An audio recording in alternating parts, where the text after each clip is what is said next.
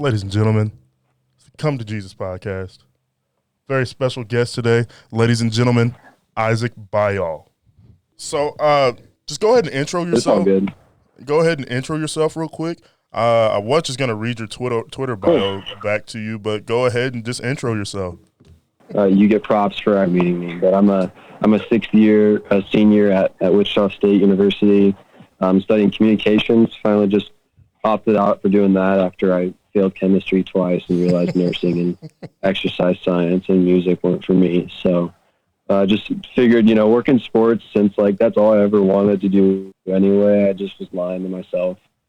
A company at Wichita State with a couple of friends called Shockwave Digital Network last year. Very helpful, getting to meet a lot of people who work for ESPN, a lot of people who I look up to, but that's been really a big part of my life. But that was 14th, whatever day it was, when we were in Dallas to cover the tournament.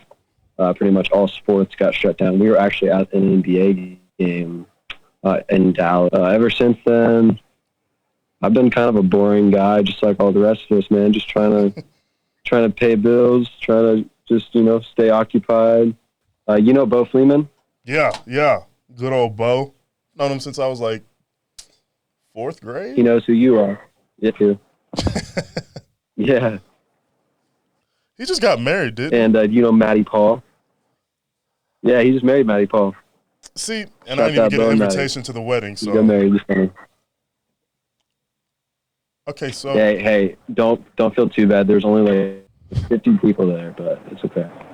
Not too hurt about it, but yeah. So you say you're into all this broadcasting and sports communication stuff, and I consider myself a broadcasting nerd. And I see whenever I tune into an NFL game or a college game, and I see who's calling the game, I get really excited. My favorite booth in the world is Buck and Aikman.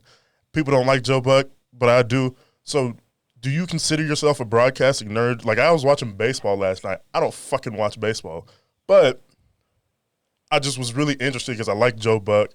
I like watching sports history. I like history in general, but sports history specifically is awesome to watch.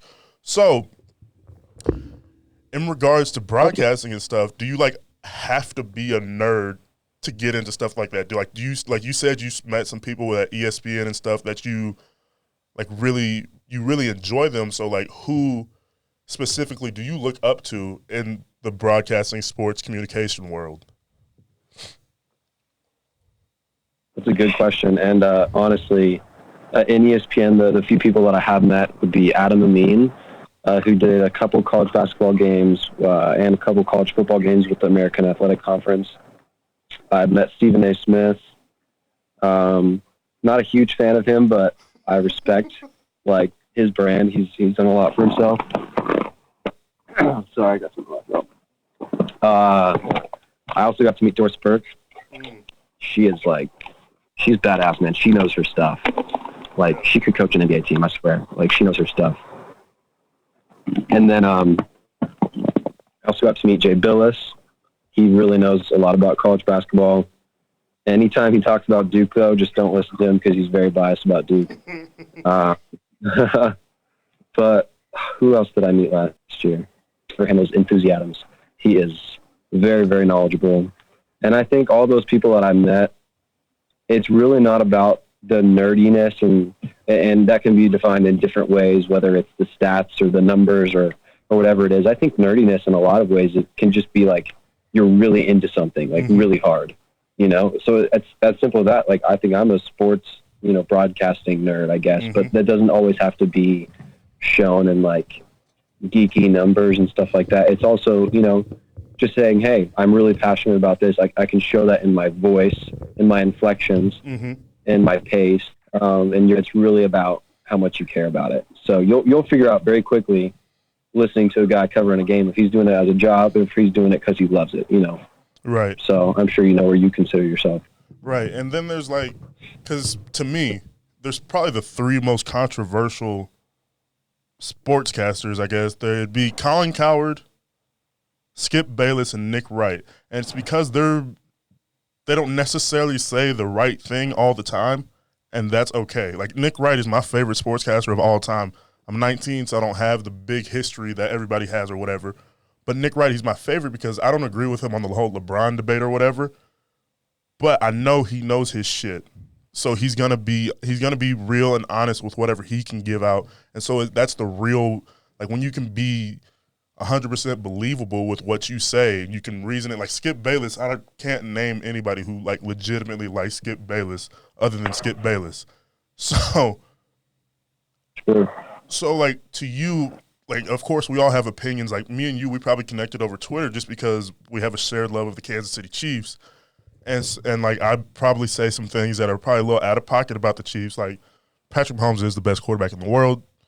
That's neither here nor there, but.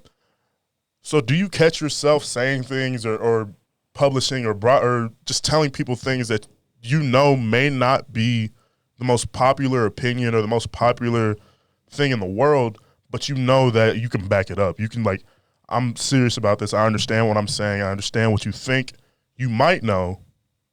So do you have anything like that? Absolutely. I mean, that's how I think I'm that way even in the world outside of sports. I'm that way with how I view the world, man. I have to research it and know what my truth is. I'm not just going to go off of what someone told me. You know, if someone says, you know, Deontay Johnson for the Pittsburgh Steelers, the best slot receiver in the game right now. Steelers fan. I was like, okay, are you saying that because you're a Steelers fan, or takes that are, you know, Skip Bayless take is like a just emotional take, or there's a take that it's actually like, hey, I've watched this film. I've seen it in practice. I've heard it from scouts. I know his dad. Whatever that is, those are the intangibles. Yeah. So Nick Wright was my wife's brother's basketball coach. Oh, okay. My brother-in-law's coach. And I think I met my wife in college. I love arguments with what's his name. Brandon Flowers? No, not Brandon Flowers. Marshall. What's the receiver? Marshall, and he was in the league, but he's got some horrible takes. See, I watch them every morning. I'm just like, man, get him off the air. Something just. Yeah, he doesn't know what he's saying. I'm like, he shakes his head and. Yeah, like cool. Have your player on the screen or whatever. But like, gosh, he just doesn't know what he's talking about. I'm sitting there like grabbing my fucking chair, just like, oh. Casters, I think. You'd agree with this. My favorite of all time is Mitch Holthus, for the Kansas City Chiefs, the radio guy. Yeah. He delivers every call with like his whole chest. Mm-hmm. Yeah. He says everything. Touchdown, Kansas City! Like that's iconic. That's iconic. Everybody knows it is that. Iconic. Like even if you're not a Chiefs fan, if you're not a football fan, you understand. Touchdown Kansas City is it's a thing. Yeah, for sure. Like, cause I used to prefer listening to games than watching them. Like probably around middle school, early high school time, just because I think at that time that's what I wanted to go into. And you realize that radio's probably dead, and podcasting is going to be the wave of the future, just because you can listen to whatever you want now. And but like with radio, it's just it's almost harder than television broadcasting, because whoever's listening to the game can't exactly see the game. So I think he would have a harder job than anybody else doing any other broadcasting other than radio personalities, because you can't see the game like they can, or like when you're watching on TV. Like I love Buck and Aikman and Cowboys quarterback Romo. Yeah, I love Romo. them. Yeah, I love them, but they like, you can see what they're talking about, so you can make a judgment for yourself.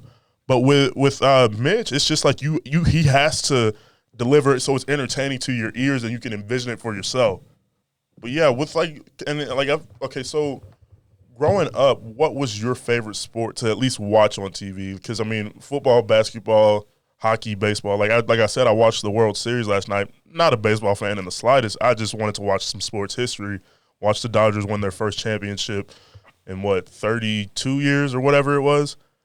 So like for you, what's the sport that you really like, you would attach your name to first, whether it be football, baseball, basketball, golf, whatever?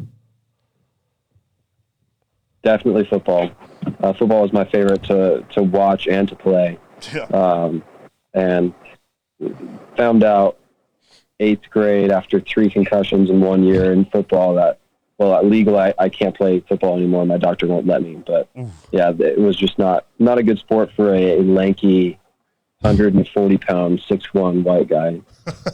Track and basketball maybe, but yeah, I love the chess of football. Mm-hmm. Just the strategy. I love the absolute heart that you have to go through a whole game of just, moving a man or how every position is designed to cancel out the other position. Mm-hmm.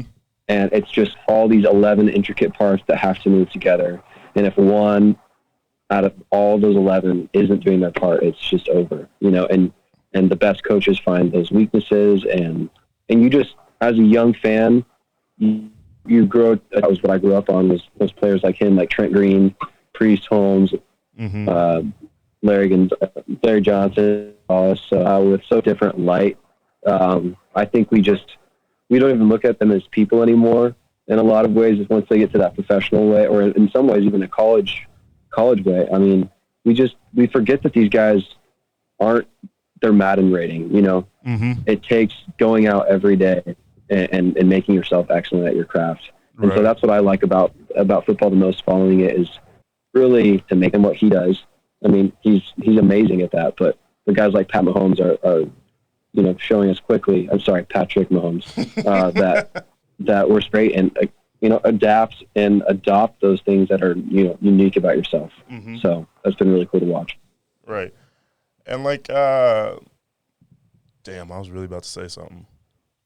Like, you called football a chess game. Like you said, you enjoy the chess of football, and it's really hard to understand that football is a game of chess, because all you see is 6'6", 300 pounds, 6'6", 300 pounds. Let's knock our heads together. When football is really an art, or I kind of liken it to music, where like basketball can be like jazz. It's like it's going the whole time. Everybody's doing whatever they need to do, and then but football is like classical music, because it's play after play after play, and you're just boom, boom, boom, and it's just and it's so, I don't know exactly how to describe it. You just kind of got to be there to either see it or be in the middle of it.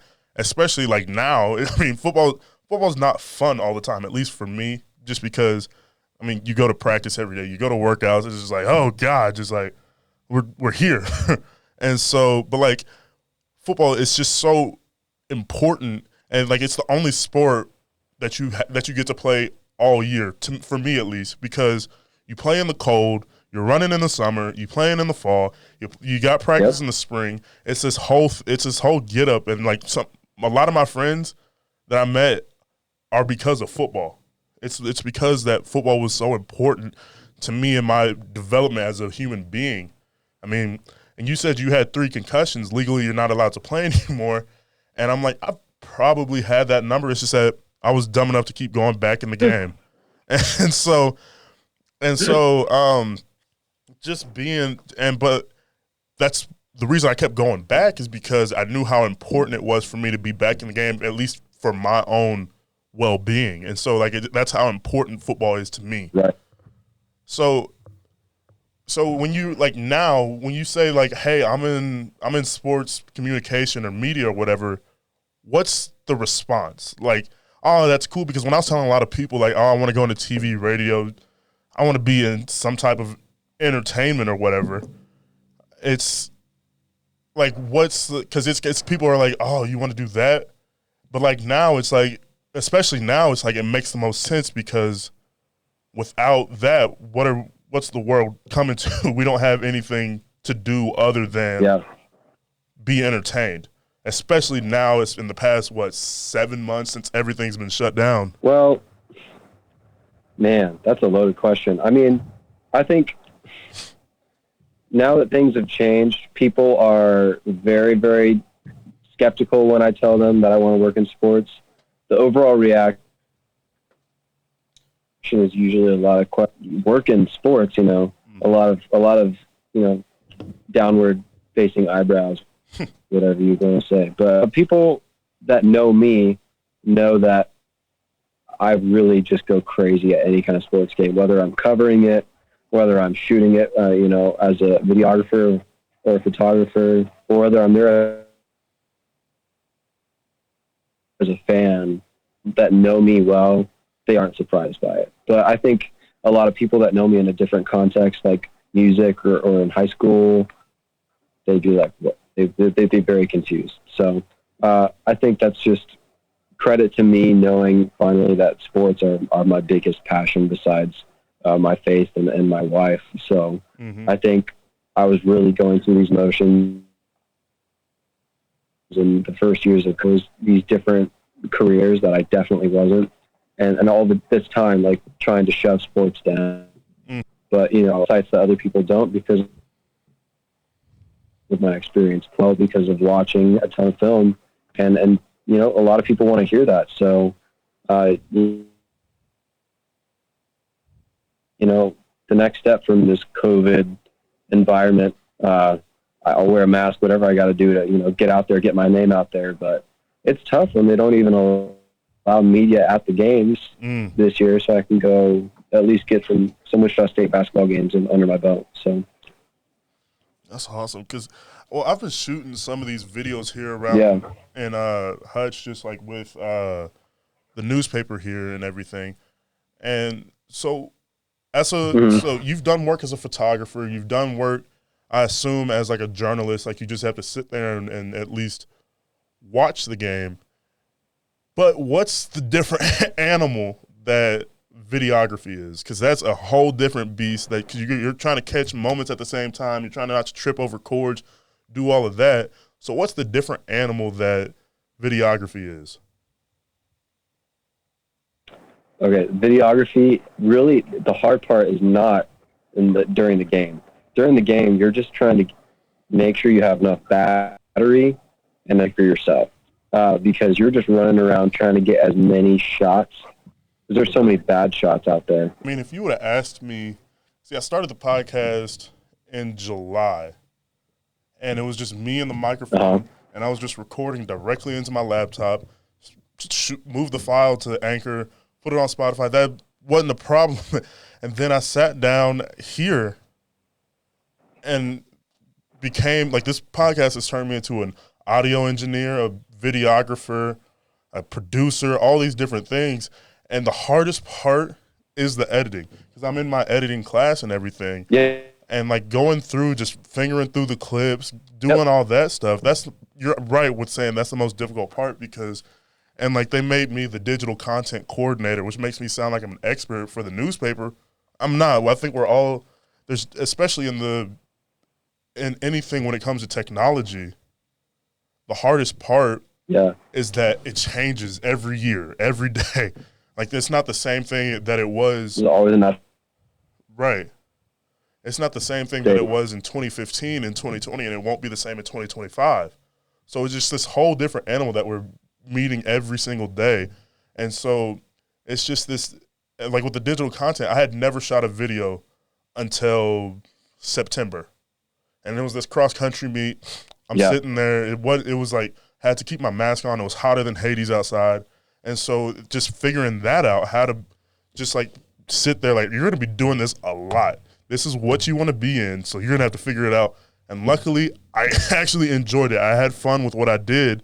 And it was like in the video that I made, I sent it to the editor, and she's like, we hadn't had anything like this in a long time, so this is awesome.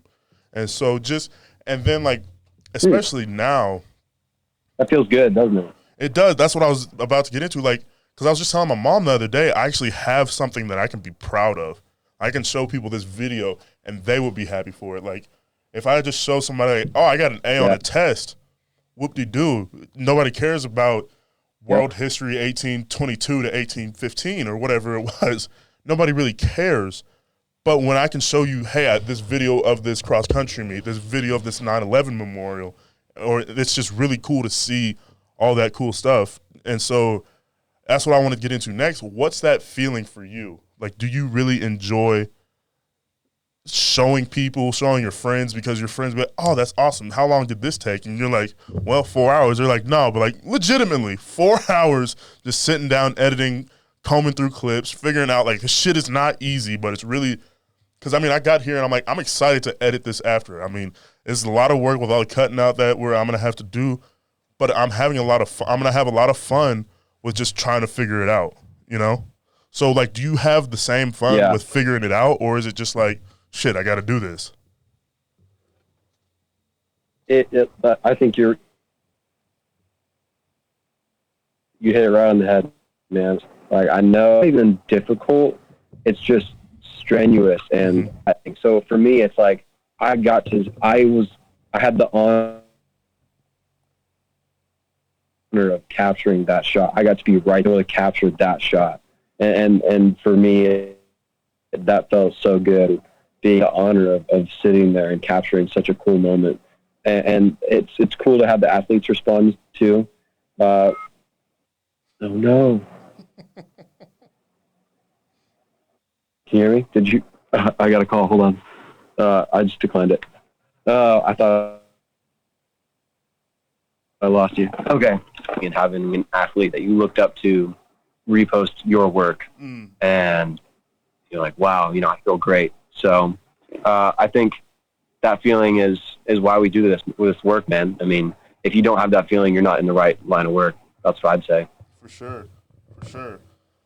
So outside of sports, do you have any desires? Because I mean, at least with editing and being a videographer, like it's such a diverse field. Like you have a camera, you can take pictures, shoot video. If you can edit, you can brighten a picture, you can bring it down. So outside of sports, do you have any desires or wants and needs that, because I mean, there's a billion things that at least I want to do outside of sports, outside of even media.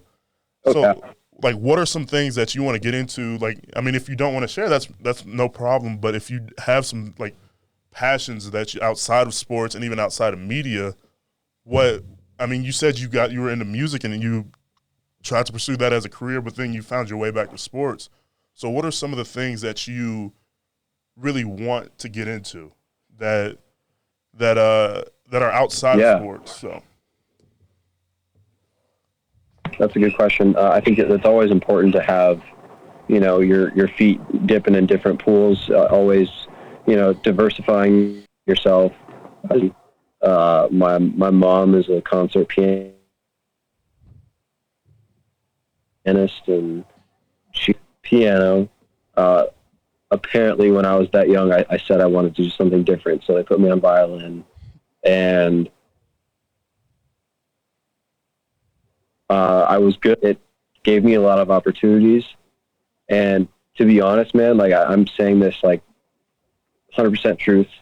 Some people are just blessed with rhythm. Some people are blessed with athleticism and recreate it right there on the spot on a violin. I can hear anything and just immediately, you know, put it out there. And it's not from anything. It's just a God-given gift. And I love that. Well, I'm going to go ahead and wrap up. I really appreciate you being on, even though whoever's listening, thanks for bearing with us with this audio, and maybe I can try and figure out some better Wi-Fi. I don't even know, but we can get something else figured out, because I definitely want you back on to the podcast. Maybe we can get you here in person. But you're a very interesting person, and I appreciate you coming on. So awesome. I appreciate you having me on, man. It was good to talk to you. Good to meet you. Definitely get back. For sure. You have a good one, bro. All right. Later, man. Ladies and gentlemen, Isaac Byall.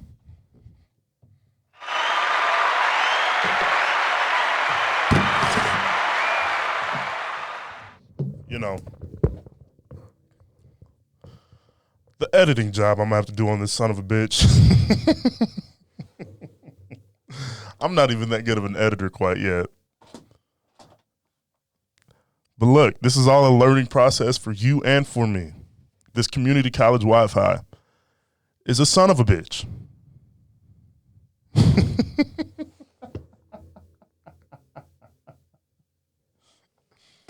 Oh, man. Isaac's a great dude. Go Chiefs forever. We are 37 minutes in. This is the longest I've gone in a while. That's probably right. But I want to thank Isaac again.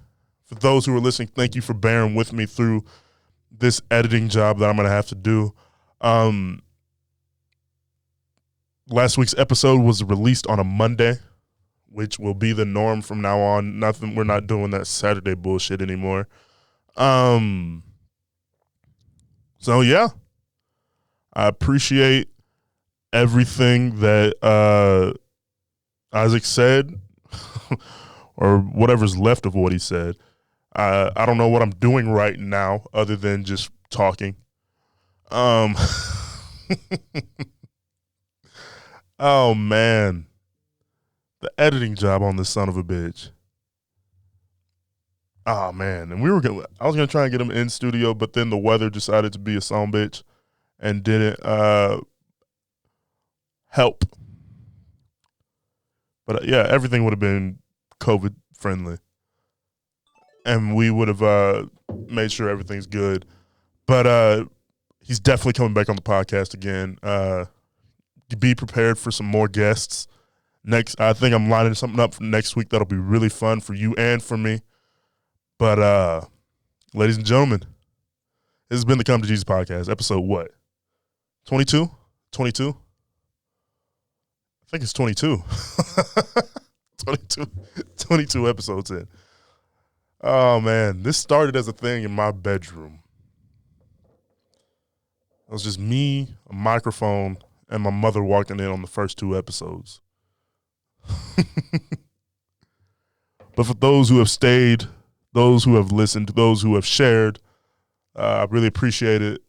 But we're 22 episodes in and like 23 weeks about. I know the first episode was released on the 30th of July. Yeah. Was it July or was it June? June. It was released in June. Oh my God. Been doing this for way too long. But ladies and gentlemen, this has been the Come to Jesus podcast. Go follow Isaac on Twitter for sure. Let me pull up his Twitter. I meant to ask him. But Isaac the Byalls. Isaac, ISAACDEBYALLZ. Follow him. Check out, what is it called? Shockwave Digital Network. Check that out. Do all that good stuff. Hashtag run it back, BAKC. Follow the podcast Instagram at the CTJ podcast on Instagram. Email me, the Come to Jesus podcast at gmail.com. Follow me on Twitter. What's my Twitter again? Felix R. Johnson. Follow me on Instagram at IamFefe, IamFefe. Pray for me. Like, I know if you're seeing this or if you're listening, this is all retroactive, but pray for me. That's all I have to say, because this is going to be, I'm going to need prayer, because this is going to be my first attempt at truly editing the podcast. And I don't know if I'm ready. I don't know if I'm ready. I'm just rambling right now because I'm kind of procrastinating because I don't want to edit right now and I'm scared. But God bless you. God keep you. We out.